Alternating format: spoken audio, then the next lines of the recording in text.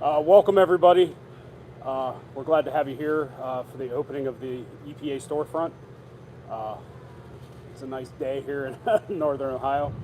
Um, Thank you all for coming. And with that, I would like to introduce you to EPA Director Michael Regan. Thank you, Mayor. Thank you, Mayor Conway, for being here today and for welcoming me back to East Palestine. I want you to know how much your partnership means to EPA, especially as we work to earn the trust of the community. I also want to thank President Biden, who's made every resource available to help this community get back on its feet after the train derailment. That's why you see representatives from across the federal family, FEMA, HHS, FRA, and others, who in addition to supporting cleanup activities, are leading public engagement efforts to ensure the community is kept informed every single step of the way. That's what my visit here today is all about. This is my third time in East Palestine, and as I've said before, I recognize there has been a deficit of trust. This community has gone through a lot over the last several weeks, and understandably continue to wonder what the future looks like for East Palestine. I've had the privilege of meeting with enough residents, students, business owners, and local leaders here to know that the future of this community is bright, because the people love this town. I mean, really love this town. And there's a lot to be proud of in this town. I can promise that as this community continues to look forward, we're going to be here every step of the way for as long as it takes. We aren't going anywhere, and I can tell you, and you can tell by this storefront behind me, that we are here for the long haul. We want to make sure that the community knows we are here for them and that we're bringing resources to bear for them. I'm excited to share that EPA's Community Welcome Center is now officially open for business from 8 a.m. to 8 p.m. daily.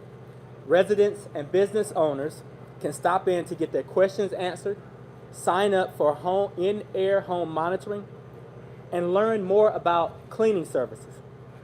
So we're encouraging members of the community who have questions to please visit us here at 25 North Market Street. The people of East Palestine will not have to figure out what comes next for them on their own. We are in this together, as I've said from day one. And at the same time, I want you all to know that we are holding Norfolk Southern accountable for putting this community in harm's way. When I was here last week, I announced an EPA order that requires the company to conduct all cleanup actions associated with the East Palestine train derailment. Norfolk Southern has since agreed to comply with EPA's order. I want to remind folks that at any point the company fails to comply with the actions ordered by EPA, we will immediately step in, conduct the work that needs to be done, and then force Norfolk Southern to pay triple the cost in accordance with the powers granted to my agency. In no way, shape, form, or fashion will Norfolk Southern get off the hook for the mess that they've created. And as the cleanup work continues at a rapid pace, EPA is awaiting Norfolk Southern's work plan, which we will review and approve. The work plan will outline every single necessary step of the environmental damage caused by the derailment. No detail will be overlooked. This work will be done that leaves this community whole again. And the work plan will be finalized in the coming days, and we will share more about the details of that work plan. So for now, we will continue to work day by day to earn the trust of this community and reassure this community that when the cameras leave, we will still be here, however long it takes. Thank you all. All right, ladies and gentlemen, we have time for some questions. We're going to start right here. Administrator Reagan, thank you for being with us today. I do have a quick question though. In regards to the dioxins, that has been a big question on everybody's mind. And how do we get to that baseline testing? I know you spoke a little bit briefly in the high school about that. Yes. People are concerned. How do we get to get those testing that people are you going to do it to assure those people that things are going to be okay? Yes, I appreciate that question, and let me say that the agency will continue to follow the science and conduct the necessary testing to keep the community safe. But I want to be clear also. I have heard the students I've heard the local business owners. We have had conversations about dioxin and what they perceive to be potential impacts. I'm taking that information back to my team, back to Washington, D.C., and I want folks to know that we've heard them loud and clear on that topic. Sergeant Vasquez, California Army National Guard. Who gave the orders to burn the rail cars? You know, the decisions for that were made by state and local authorities. And when the actions were taken, we were there to monitor the air quality impacts and provided them the information needed to determine what impacts were happen in terms of air quality. And so those decisions were made at the local level. Mr. Mayor, I don't know if you want to say anything about that. It was joint. It was a joint effort between local and state authorities.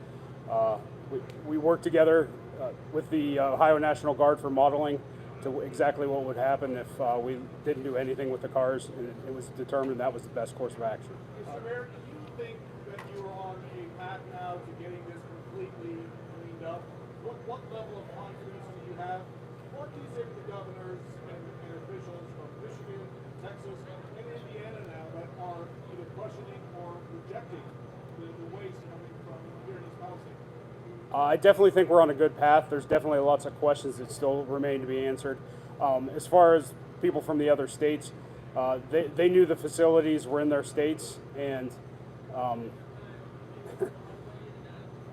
I understand their concern, but in the same time, it's governed by the federal EPA, so therefore, you know, it should be safe for all the citizens there. Mr. Reagan, can I ask, we've talked to farmers in this area to dovetail off the other question. They're concerned, they live outside the immediate area, they live in the neighboring townships, they're concerned about their cattle, they're concerned about the effect of dioxin on the product, the milk that they sell to the community, the beef, the lamb. What assurance can we provide for them that when it comes time to sell those goods, some may already be being sold, that it's safe not only for them to sell, but for the community to consume? You know, I understand all of the concerns that have been raised. And on that particular issue, let me say that the state, federal, and local partnership is strong. Obviously, the state has primacy through the Department of Agriculture and the Wildlife Commission to determine impacts to wildlife and agriculture. But we're doing all of the proper analysis we can do along with the state to determine those safety measures.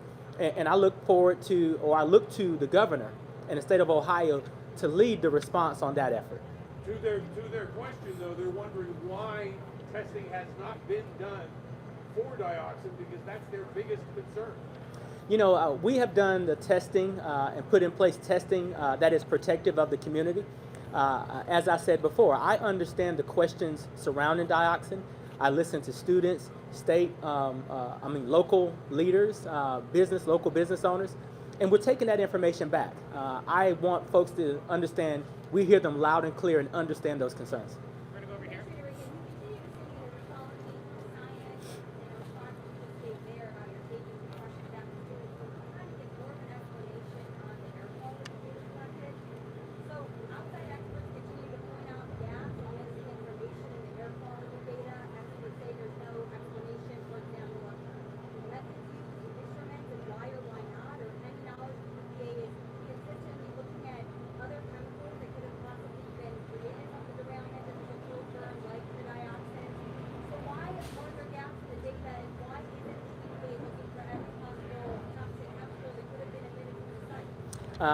Let me be clear, EPA is testing for all toxic chemicals.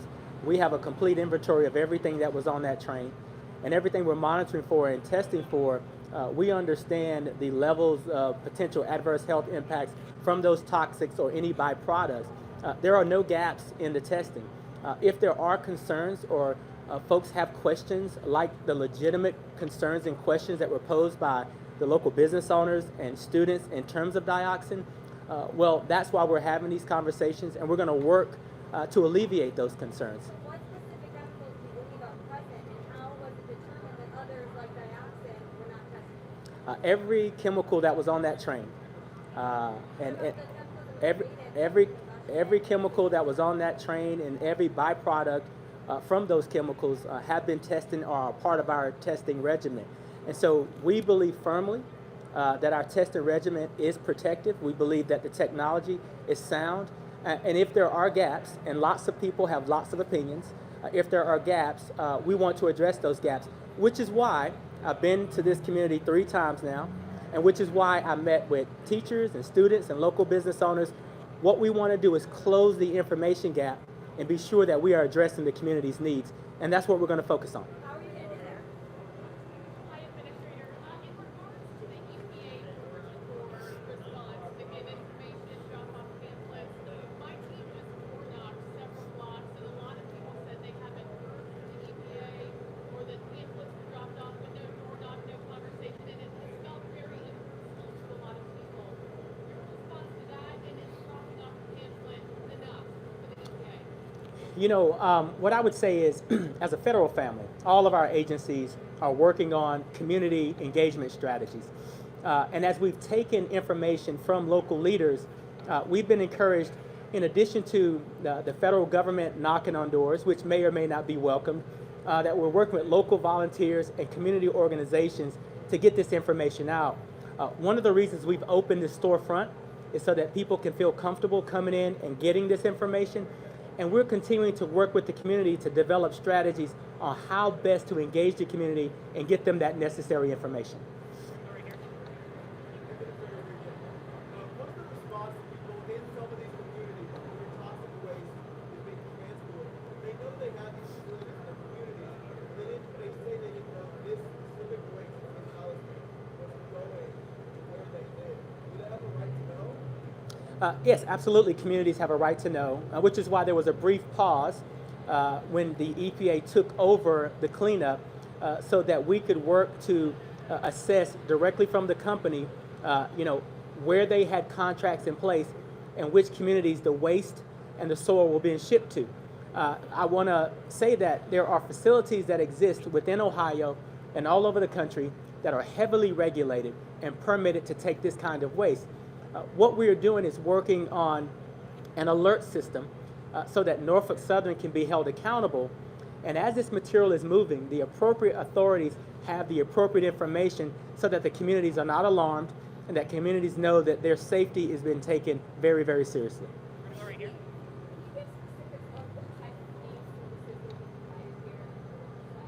Yes, obviously we've been testing the air from the very beginning, and the state has been testing the water. There have been many residents here who have indicated that they worry about some residual or some dust or some particles. While we don't believe that there are any adverse health impacts in homes or businesses as it relates to the derailment, this is an additional step we're taking to alleviate concern and lower the angst. And so what we're providing is an in-home or in-business thorough cleaning service, as well as an external cleaning service for homes and businesses, just to help the community understand that in addition to the air quality monitoring and all of the protective measures we're taking, we want to go that extra mile so that people feel comfortable living in their communities. Absolutely. There will be representation from all of the federal agencies, FEMA, FRA, the HHS or CDC, and EPA. And so in addition to coming in and signing up for those cleaning services, residents will also be able to come in and request indoor air quality monitoring for their homes. And they'll also be able to retrieve information about what the full federal family is doing here on site, as well as give us information about what some of the latest concerns are.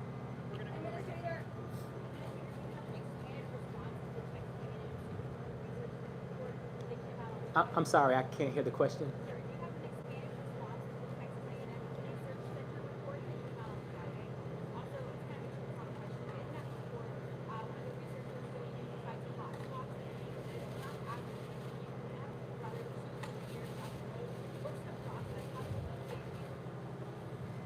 Yes, we have taken a look at that article, and what I would say is, we understand, based on the testing that we've done, the concern about both short-term and long-term impacts. So we didn't learn anything new from that article and the veterinarian that spoke to health impacts. But what I can say is that we are working as fast as possible to conduct this cleanup and ensure that we protect the community while this cleanup occurs. If there's anyone that is experiencing any kind of adverse health impacts immediately, we ask that they consult medical professionals, the county public health officials, because we want to connect all of these dots. But I want to be clear that our testing, air quality testing, and the state's water quality testing has not yielded any adverse health impacts that we have seen at this moment. And so we're going to be laser focused on the cleanup and continuing to protect the public from any kind of harms and dangers as a result of this train derailment. Administrator, the EPA following up on that Texas A&M study, one of the things that was found was a high, and I could be pronouncing this wrong, so excuse me, acrolein, high level of acrolein, and I know the mayor had talked about yesterday concerns about people with rashes. One of the symptoms of that is a rash. Is that something that's on your radar? And then we talked a lot about air and water testing. Is there any update to any soil testing in the area? Yes, all of that is on our radar. And so our air quality monitoring has been on the lookout for that. The water quality testing is also on the lookout for that. We haven't seen any spikes since the actual explosion. And so, I compel anyone who is experiencing an adverse health impact to consult with their local physician or consult with the local health agency, because we want people to seek help first and foremost. And secondly, we want to know about these adverse health impacts so that we can connect all of these dots. Administrator, why are you doing non-targeted air quality testing? And also, the EPA said that Norfolk Southern had 48 hours to submit a cleanup plan. So 2 weeks later, you still don't have it? The company had 48 hours to respond to our order, and then they have a set period to provide us a work plan. So they didn't have to provide a work plan in 48 hours. With the level of detail that I expect from this company, not leaving any stones unturned, 48 hours isn't enough to get the level of detail I need. And so the company has responded within that 48-hour window that they would comply with the order, and I expect them to turn their homework on time, and we're looking forward to that completed work plan. Why is the EPA doing non-targeted testing? What information are you guys hoping to get from the community to help your investigation, to help find out particular things you're looking for? One of the things that we're hoping to do is converse with the community about some of the anxieties. Obviously, we believe very strongly in our state, local, and federal partnership and our response to this emergency. But there are some things that the communities have expressed, like concerns that their homes may have some dust or some particles that they'd like to have cleaned. So there is no request that I would say is too small to listen to. We want to have that conversation directly with the community so we can respond to those needs. We want people to feel comfortable living in this community, and rest assured that all of us, state, local, and federal governments, we don't want a black eye on this community. This community is strong, this community is ready to bounce back, and we want to be sure that the community understands that we're not leaving until that happens. I know that some of them have said, we asked them, are things going to go back to normal? And one of them, somebody said, it may go back to normal, but maybe after all of us have passed. Are you guys aware and prepared for that level of hopelessness, maybe cynicism from the community that they may not feel it may ever get back? I understand the sentiment because this community is experiencing a trauma. But I also have met with enough students and teachers and business owners, the leadership of this mayor. This is a strong community. And if we work together and if we're transparent, this community will bounce back. And some, like the mayor and local business owners think it'll bounce back even better. We don't want any stigmas. We want to be very transparent. But let me be clear, Norfolk Southern will clean up this mess. We will be very transparent, and we will ensure that this community is made whole again. Ladies and gentlemen, we have time for one more question. I just want to note that we have experts from EPA, FEMA, all sorts of the federal agencies that are represented today, and happy to take additional questions after the press conference. We're going to go here. Okay, so can I have my question answered first? And then I just answer? Administrator. We will get to you. Let's get to her first, and you can have the last question. We know that locals were given $1,000 checks for Norfolk Southern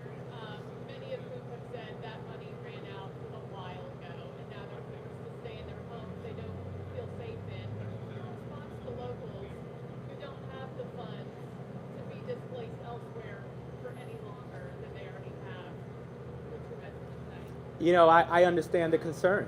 And no matter how much testing we do, no matter how much data we provide, people are going to have those concerns. We are going to, as a federal family, have full, strong, transparent conversations with this company so that they can make this community whole. That is a part of that conversation. So, Administrator, let me ask you real quick. Would you allow your children to touch the water? We've seen the rainbow king. We've seen, all these chemicals popping up from the bottom of the streams that these kids used to play in. Would you allow your kids anywhere close to these springs right now? I would not. I'm a father of a 9-year-old. I think we have to all agree that we wish this accident didn't occur. The accident occurred, and as a result, some of our creeks and our streams have pollution in them. We're working very hard to clean up that pollution. For the time being, while the pollution is present, as a father, I would not advise anybody, adult or child, play in the creeks and streams. What we've said is the drinking water has been tested. If that drinking water has been tested and a green light has been given, then we feel confident in that. But while we're cleaning up this disaster site, I wouldn't advise that anyone play in water that's contaminated or soil that's contaminated. This is an ongoing effort to efficiently and effectively clean up the mess that Norfolk Southern caused.